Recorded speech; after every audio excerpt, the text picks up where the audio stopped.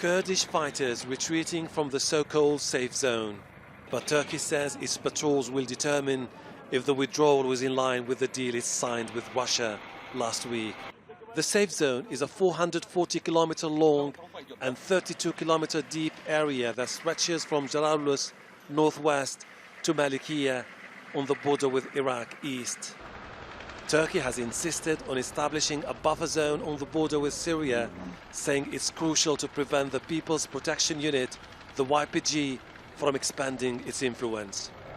Turkish authorities consider the YPG a terrorist group.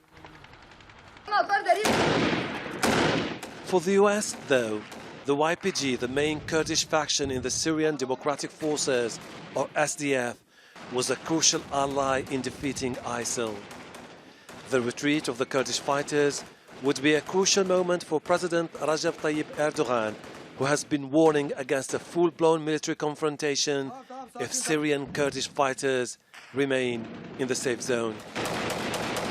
Aldığımız bilgiler tahtında Russia, as of now, has given the information to our relevant authorities that terrorist organizations have completely withdrawn.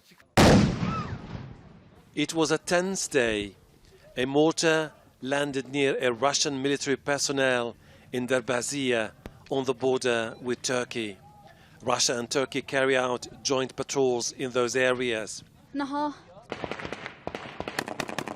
Clashes erupted between the Turkey-backed Syrian National Army, the opposition armed group, and the SDF on the outskirts of Ain Isa and Manbij.